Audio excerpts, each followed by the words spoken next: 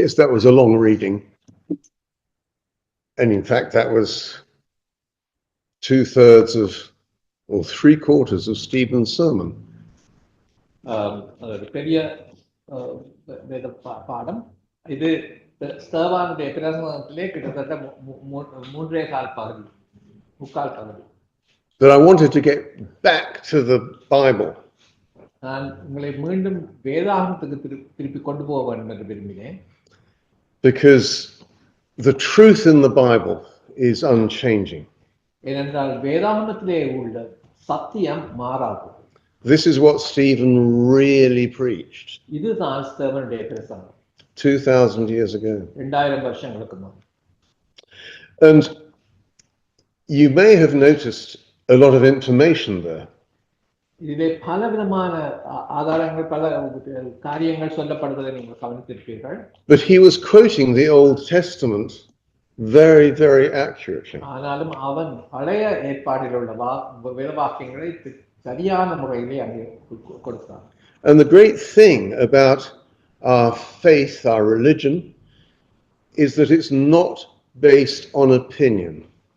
எங்களுடைய கிறிஸ்தவத்தினுடைய அடிப்படை அவர்கள் மற்றவர்களுடைய கருத்துக்களினாலே அமைந்ததல்ல. When we come and teach the gospel or preach, heaven forbid that we give our own opinion only. நாங்கள் சுவிசேஷத்தை பிரசங்கிக்கும் பொழுது நாங்கள் எங்களுடைய சொந்த அபிப்பிராயங்களை பற்றி சொல்லுவது மிகவும் ஆபத்தானது. So, do you remember where we have got to? நாங்கள் இப்போ எவ்வளவு வரைக்கும் வந்திருக்கிறோம் ஞாபகம் இருக்கிறதா? We are in Jerusalem in the earliest days of the church. இங்கே திருச்சபையின் ஆரம்ப காலங்களிலே எருசலேமில் இருக்கிறோம். 2 or 3 months after Jesus' crucifixion and resurrection. இயேசு கிறிஸ்து மரித்து உயிர்த்தெழுப்பப்பட்ட பிறகு 2-3 மாதங்கள். The Jews were wholly unprepared for the coming of their Messiah. தங்களுடைய மேசியாவின் வருகைக்கு யூதர்கள் ஆயத்தமாகவே இருக்கவில்லை. They hadn't recognized him during the 3 years he had been teaching them, healing their sick and challenging their leaders. அவர் 3 வருஷமாக அவர்களுக்குள்ளே பிரசங்கம் பண்ணி போதனை பண்ணி அவர்களுடைய தலைவர்களை எதிர்த்து கண்டனம் தெரிவித்த பொழுதெல்லாம் அவரை இவர் மேசியாதான் என்று அவர்களால் அறிந்து கொள்ள முடியவில்லை. They shouted, "Crucify him! Crucify him!" to Pontius Pilate. சிலுவையில் அறையும் என்று பிலாத்துவை நோக்கி கத்தினார்கள். And when the disciples proclaimed that God had raised him from the dead, they were unmoved. சீஷர்கள் இயேசு கிறிஸ்துவை பிதாவானவர் உயிரோடு மீண்டும் எழுப்பினார் என்று சொன்ன பொழுது அவர்கள் அதை நம்பவில்லை. They did not believe what they were told. அவர்களுக்கு சொல்லப்பட்டதை அவர்களுக்கு நம்ப மனதில்லாமல் இருந்தது. Except some did. ஆனாலும் சிலர் விசுவாசித்தார்கள். We read in Acts 4 and verse 4. அப்போஸ்தலர் 4:4 நாங்கள் இதை பார்க்கலாம். That the number of men who believed came to about 5,000. வசனத்தை கேட்டவர்களில் அநேகர் விசுவாசித்தார்கள். அவர்கள் தொகை ஏறக்குறைய 5000 ஆயிருந்தது. And in Acts 5 verse 14, அப்போஸ்தலர் 5:14 பார்க்கலாம். that believers were increasingly added to the Lord, multitudes of both men and women. திரளான புருஷரும் ஸ்திரீகளும் விசுவாசம் உள்ளவர்களாக கர்த்தரிடமாக அதிகமாய் சேர்க்கப்பட்டார்கள்.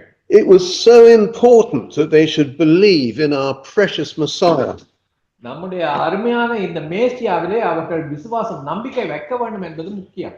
The only one who can save us from our sins. எங்களுடைய பாவங்களிலிருந்து எங்களை மீட்கக்கூடிய ஒரே ஒருவர் அவர்தான். Now Stephen was one of the new believers and was already a mighty man of God. ஸ்தேவான் ஒரு புதிய விசுவாசியாக இருந்தாலும் அவன் மிகவும் பராக்கிரமசாலியாக கர்த்தருக்கு பராக்கிரமசாலியாக இருந்தான். He understood the message of the gospel. அவன் சுவிசேஷத்தின் சுவிசேஷத்தின் செய்தியை அறிந்தவனாக இருந்தான். And he was determined that others should too. மற்றவர்களும் அதை அறிந்து கொள்ள வேண்டும் என்று மிகவும் பிடிவாதமாக இருந்தான். His reasoning was so persuasive that he had offended some of the Jews. அவர்களோடு அவன் வழக்காடிய விதம் அவ்வளவு திறமையாக இருந்தது. யூதர்களுக்கு அது மிகவும் ஒரு சவாலாக இருந்தது. They had accused him of blasphemy. அவன் And saying in Acts 6:13 and 14, அப்போஸ்தலர் 6:13-14 நாங்கள் பார்க்கிறோம். அவன் தேவதூஷணம் சொல்லுகிறவன் என்று சொன்னார்கள். this man does not cease to speak blasphemous words against this holy place and the law. For we have heard him say that this Jesus of Nazareth will destroy this place and change the customs which Moses delivered to us. எப்படி என்றால் நசரேயனாகிய அந்த இயேசு இந்த ஸ்தலத்தை அழித்து போட்டு மோசே நமக்கு கொடுத்த முறைமைகளை மாற்றுவார் என்று இவன் சொல்ல கேட்டோம் என்றார்கள். Now we must understand that the Jews liked their temple and its customs. யூதர்களுக்கு தங்களுடைய ஆலயமும் தேவாலயமும் அதனுடைய முறைகளும் விதிமுறைகளும் மிகவும் விருப்பமாக இருந்தது. They liked their promised land. அவர்களுக்கு வாக்குத்தத்தம் பண்ணப்பட்டு கொடுக்கப்பட்ட தேசத்தை அவர்கள் விரும்பினார்கள். They liked Abraham, Moses and David. அவர்கள் ஆபிரகாம், மோசே, தாவீது என்பவர்களை விரும்பினார்கள்.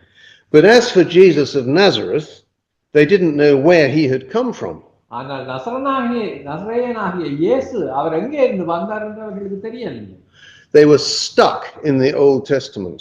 என்றால் அவர்கள் இன்னும் பழைய ஏற்பாட்டிலே தான் அங்கே நிலையாக இருந்தார்கள். Now Stephen knew this. சேவானுக்கு இது தெரிந்தது. He knew how wicked they were. அவர்கள் எவ்வளவு அக்கிரமம் நிறைந்தவர்கள் என்பதை அறிந்திருந்தார். He knew they were blind to God's new revelation of himself through his beloved Son, Jesus Christ. தேவன் தன்னுடைய சொந்த குமாரனாகிய இயேசு கிறிஸ்துவினுடன் தன்னை வெளிப்படுத்தினதை அவர்கள் அறியாமல் இருந்தார்கள் என்பதை அறிந்திருந்தார். And he was going to take this opportunity to point out the error of their ways.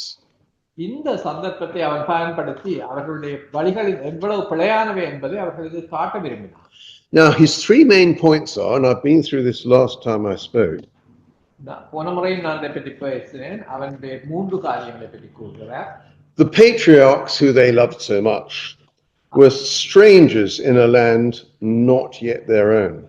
அங்கே அவர்கள் மிகவும் விரும்பின அவர்களுடைய பிதாக்கள், கோத்திர பிதாக்கள் அவர்கள் வாக்குத்தத்தம் பண்ண நாட்டை அடைய வாக்குத்தத்தம் பண்ணின தேசம் கிடைக்கும் வரைக்கும் அவர்கள் பரதேசிகளாக இருந்தார். They had no pride in a land or a temple. அவர்களுக்கு தங்களுடைய தேசத்தை குறித்தோ தங்களுடைய தேவாலயத்தை குறித்தோ அவர்களுக்கு பெருமை இருக்கவில்லை. They were sojourners. என்றால் அவர்கள் வழிபோக்க பிரயாணம் பண்ணினார்கள். They were just passing through. அவர்கள் அதை கடந்து போகிறவர்களாக இருந்தார்கள். And the second point is that their true home was not here on earth, but with God in heaven. இரண்டாவது காரியம், அவர்களுடைய உண்மையான வீடு இங்கே உலகத்திலே இல்லை, பரலோகத்திலே பிதாவோடு தேவனோடு இருக்கிறது. And the third point he makes is that God used men who their fellow men had rejected. மூன்றாவதாக ஸ்தவான் என்ன சொல்லுகிறார்? தங்களுடைய சக மனிதராலே புறக்கணிக்கப்பட்டவர்களை கர்த்தர் பாவித்தார். Stephen used Joseph as an example. ஸ்தவான் யோசேப்பை ஒரு உதாரணமாக காட்டினார். Joseph was the good brother the older brothers all hated. யோசேப்பு தான் தன்னுடைய சொந்த சகோதரராலே பகைக்கப்பட்ட ஒரு நல்ல சகோதரன். And they disposed of Joseph. அவன் யோசேப்பை அகற்றி போட்டார்கள். But then he reappeared, he resurrected. He reappeared to them unexpectedly as Lord of Egypt. ஆனாலும் அவர்கள் எதிர்பாராத விதமாக எகிப்தின் தலைவனாக மீண்டும் அவர் உயிர்த்தெழுந்தார். And he became their savior. அவர்களுக்கு அவன் ஒரு இரட்சகராக இருக்கிறார். They were starving, but Joseph had grain. அவர்கள் பட்டினியாய் இருந்தார்கள், ஆனால் யோசேப்பிடம் தானியம் இருந்தது. Now, do you see the parallel of Joseph with our Lord Jesus? இந்த யோசேப்போடு எங்களுடைய இயேசு கிறிஸ்துவினுடைய உதாரணத்தை நாங்கள் பார்க்க முடியுமா?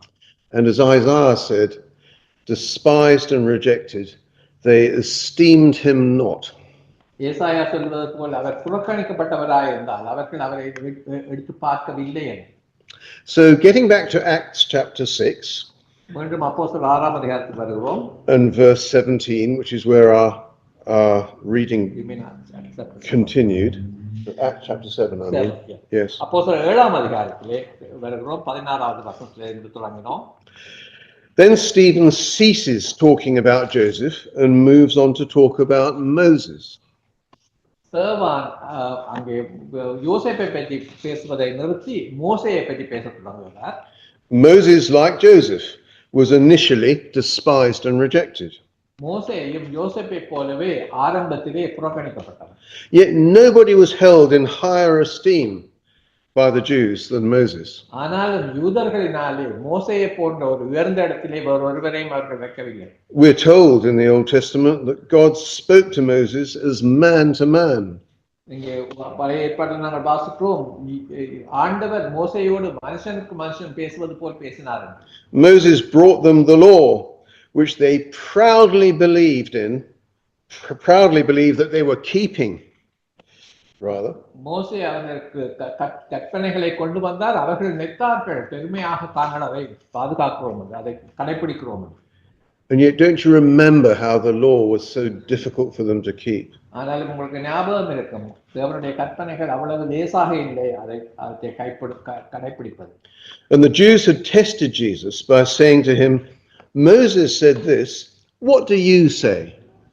இயேசு கிறிஸ்துவை பிழைப்பிடிக்கும் முகமாக அவரிடம் கேட்டார்கள், மோசே இப்படி சொல்லி இருக்கிறார், நீர் என்ன சொல்லுகிறீர்கள்?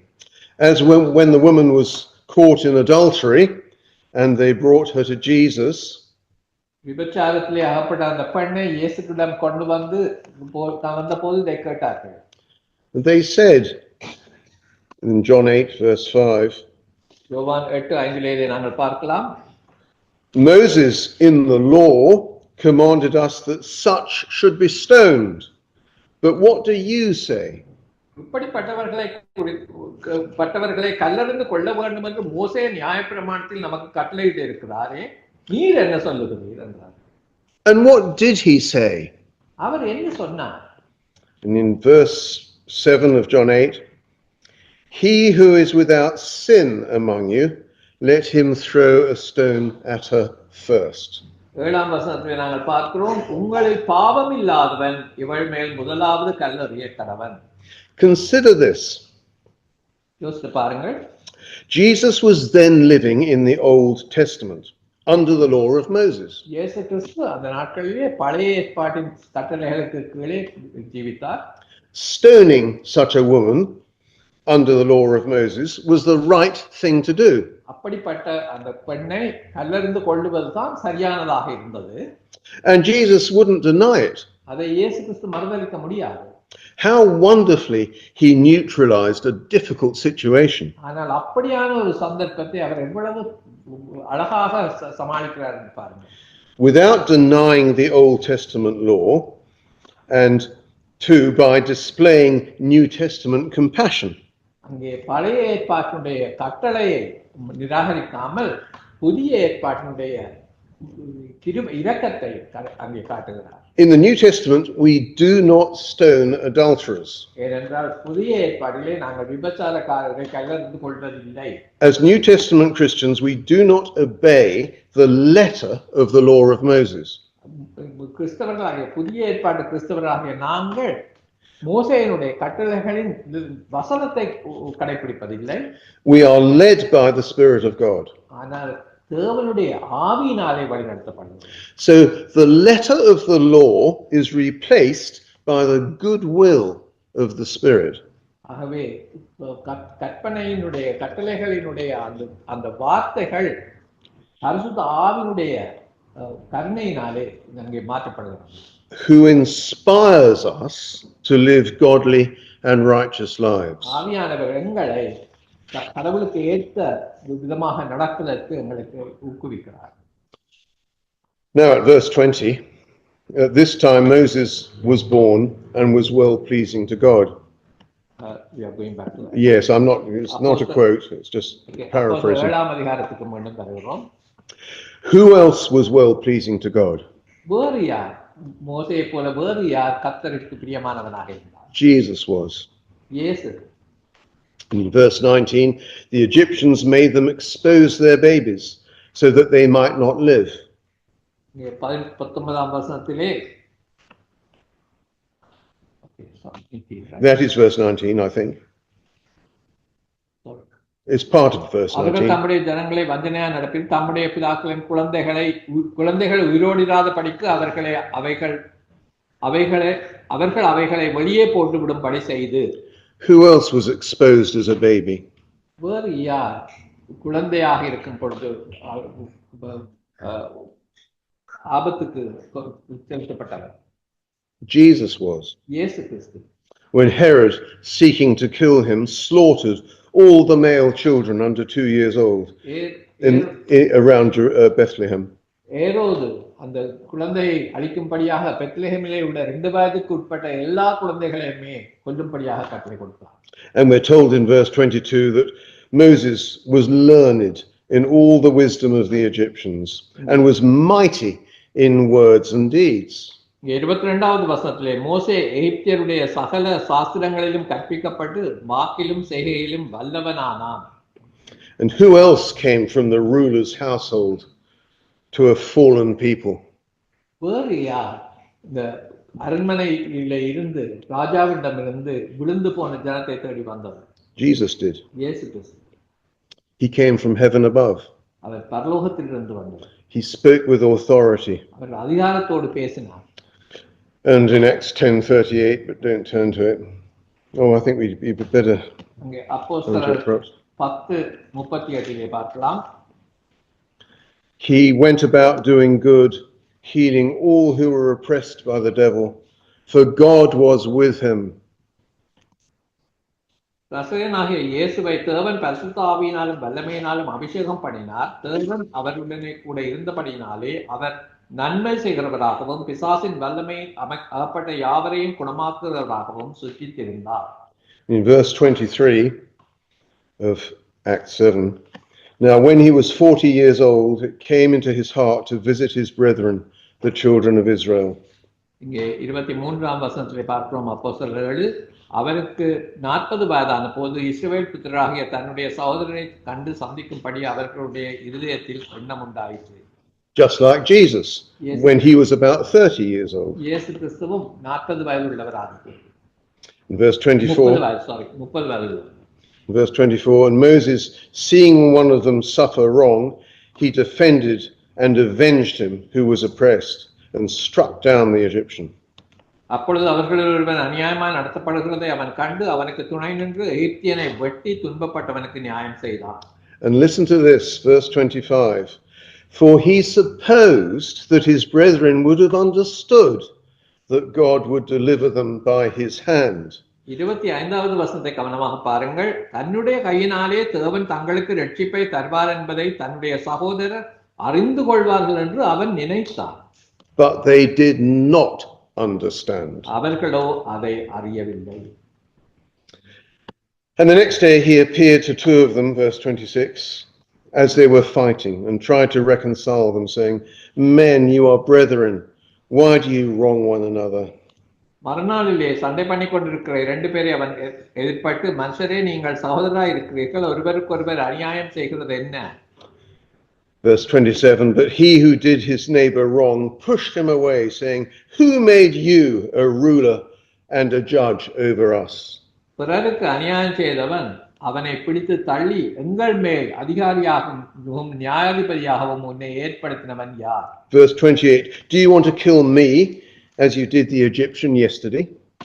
நேற்று நீ அந்த எகிப்தியனை கொன்றது போல என்னையும் கொன்று போட மனதாய் இருக்கிறாயோ? How like Jesus this was. இது இயேசு கிறிஸ்துவை போல் இருக்கிறது. The Israelites wouldn't have Moses to be a ruler and a judge over them. இஸ்ரவேலர் மோசேயை தங்களுக்கு மேல் அதிகாரியாகவும் நியாயாதிபதியாகவும் வைக்க விரும்பவில்லை. And then, just as now, the Jews wouldn't have Jesus to rule over them. இப்பொழுதும் இயேசு கிறிஸ்துவின் நாட்களிலும் அவர் தங்கள் மேல் ஆட்சி செய்ய வேண்டும் என்று யூதர்கள் விரும்பவில்லை. But much worse, because the Jews were told in the Old Testament scriptures to expect the Christ, their Messiah. ஆனா இது அதைவிட மிகவும் அக்கிரமமானது. ஏனென்றால் இப்படி ஒருவர் வருவார், ஒரு மேசியா வருவார் என்று அவர்களுக்கு எச்சரிக்கை முன்னறிவித்தல் கொடுக்கப்பட்டிருந்தது. Yet the Jews had already decided that Jesus was not the Christ. ஆனாலும் யூதர்கள் இயேசு கிறிஸ்து மேசியா கிறிஸ்து இல்லை என்று தாங்களே முடிவு பண்ணி கொண்டார்கள். Because we read in John chapter 9 யோவான் 9 நாங்கள் இதை பற்றி வாசிக்கலாம். In the second half of verse 22, 22ஆம் வசனத்திலே, the Jews had agreed already that if anyone confessed that he was Christ, he would be put out of the synagogue. That's John 9:22b. ஏனெனில் இயேசுவை கிறிஸ்து என்று எவனாவது அறிக்கை பண்ணினால் அவனை ஜெபாலயத்துக்கு புறம்பாக்க வேண்டும் என்று யூதர்கள் அதற்கு முன்னே கட்டுப்பாடு செய்திருந்தார்கள். Because they did not understand. ஏனென்றால் அவர்கள் விளங்கிக் கொள்ளவில்லை. So in verse 29 we read how Moses fled from Egypt. 29ஆம் வசனத்திலே மோசே எப்படி எகிப்தை விட்டு ஓடி போனான் என்று வாசித்தோம். 40 years exile for Moses. மோசேக்கு 40 வருஷம். 40 years of additional hardship for the children of Israel. 40 வருஷம் இஸ்ரவேல் மக்களுக்கு இன்னும் அதிகமான தண்டனைகள். 40 years of tending sheep in the wilderness was God's plan for Moses. 40 வருஷம் Preparation. வனாந்திரத்திலே அவன் ஆடுகளை மேய்த்து தன்னுடைய வேலைக்கு ஆயத்தம் பண்ணுவதற்காக ஆண்டவர் கொடுத்த நேரம். Preparation for the next 40 years, shepherding the children of Israel in the wilderness. அடுத்த 40 வருஷம் இஸ்ரவேல் மக்களை வனாந்திரத்திலே வழிநடத்துவதற்காக ஆயத்தம். Now at the right time, God appears to Moses. சரியான நேரத்திலே ஆண்டவர் மோசேக்கு தரிசனமாகிறார். Verse 30, and when 40 years had passed, an angel of the Lord appeared to him in a flame of fire in a bush. 40 வருஷம் சென்ற பின்பு சீனாய் மலையின் வனாந்திரத்திலே கர்த்தருடைய தூதனானவன் முட்செடி எரிகிற அக்கினி ஜுவாலையிலே அவனுக்கு தரிசனமானார். And said to him in verse 34, and now come, I will send you to Egypt. 34வது வசனத்திலே பாருங்கள், நான் உன்னை எகிப்துக்கு ஆகையால் நீ வா, நான் உன்னை எகிப்துக்கு அனுப்புவேன் என்றார். And in verse 35, Stephen points out, this Moses whom they rejected, saying, who made you a ruler and a judge, is the one God sent to be a ruler and a deliverer. உன்னை அதிகாரியாகவும் நியாயாதிபதியாகவும் ஏற்படுத்தினவன் யார் என்று சொல்லி அவர்கள் மறுதலித்திருந்த இந்த மோசேயை தானே தேவன் முட்செடியில் அவனுக்கு தரிசனமான தூதனாலே தலைவனாகவும் மீட்பனாகவும் அனுப்பினார். So do you see how Stephen is penetrating with his exposition? It's that they might understand what they were doing. யூதர்கள் என்ன செய்கிறார்கள் என்று அவர்கள் சரியாக விளங்கிக் கொள்ள வேண்டும் என்பதற்காக ஸ்தேவான் எவ்வளவு தெளிவாக அவர்களுக்கு விளங்கப்படுத்துகிறார், எடுத்துக்காட்டுகிறார். Do you think the Jews were going to understand? யூதர்கள் அதை விளங்கிக் கொண்டார்கள் நினைக்கிறீர்களா? That there is one who is greater than Moses here? இங்கே மோசேயை விட பெரியவர் ஒருவர் இருக்கிறார் என்பதை விளங்கிக் கொள்வார்களா? The one whom they had crucified yet was risen again? தாங்கள் சிலுவையில் அறைந்தும் மீண்டும் உயிரோடு இருந்த ஒருவர் இருக்கிறார் என்பதை விளங்குவார்களா? One who was coming back as Moses did? மீண்டும் மோசேயை போல திரும்பி வருக போகிறார் என்பதை விளங்குவார்களா? Coming back to judge the living and the dead. உயிருள்ளவரையும் மருத்துவரையும் நியாயம் தீர்க்கும்படி திரும்பி வருவார் என்று விசுவாசித்தார்களா? But Stephen is not finished yet. ஆனால் ஸ்தேவான் இன்னும் முடிக்கவில்லை. He reminds them in verse 37, this is that Moses who said to the children of Israel, the Lord your God will raise up for you a prophet like me from your brethren. Him ye shall hear. 37வது வசனத்திலே இஸ்ரவேல் புத்திரரை நோக்கி மோசே என்ன சொல்லுகிறார்? உன் தேவனாகிய கர்த்தர் உன்னை உங்கள் சகோதரரிடத்திலிருந்து என்னை போல ஒரு தீர்க்கதரிசியை உங்களுக்காக எழும்ப பண்ணுவார், அவருக்கு செவி கொடுப்பீர்களாக என்று சொன்னவன் இந்த மோசேயே. Then Stephen goes on to remind them how disobedient they were under Moses. மீண்டும் ஸ்தேவான் அவர்களுக்கு ஞாபகப்படுத்துகிறார் மோசேயின் கீழ் எவ்வளவு கீழ்ப்படியாதவர்களாக இருந்தார்கள். In verse 39, whom your fathers would not obey but rejected, and in their hearts they turned back to Egypt. இவனுக்கு நம்முடைய பிதாக்கள் கீழ்ப்படிய மனதாயிராமல் இவனை தள்ளிவிட்டு தங்கள் இருதயங்களில் எகிப்துக்கு திரும்பி.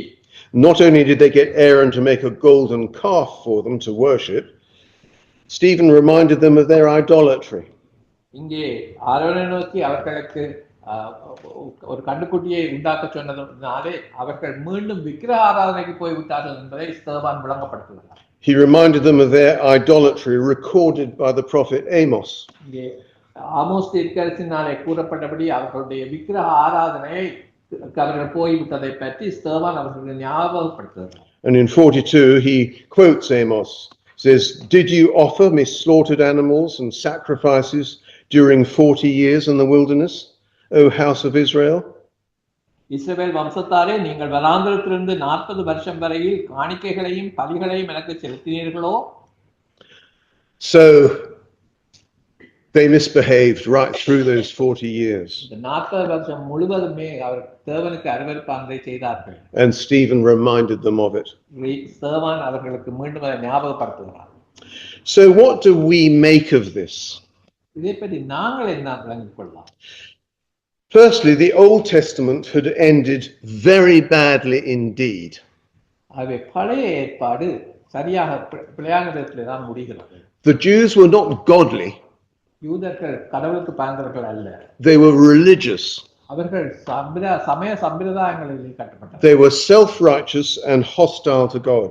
அவர்கள் தங்களை தாங்களே நீதிமான்களாக்கினவர்கள், தேவனை புறக்கணித்தவர்கள். Wicked enough to murder God's beloved son. தேவனுடைய ஒரே குமாரனையே கொண்டவர்கள்.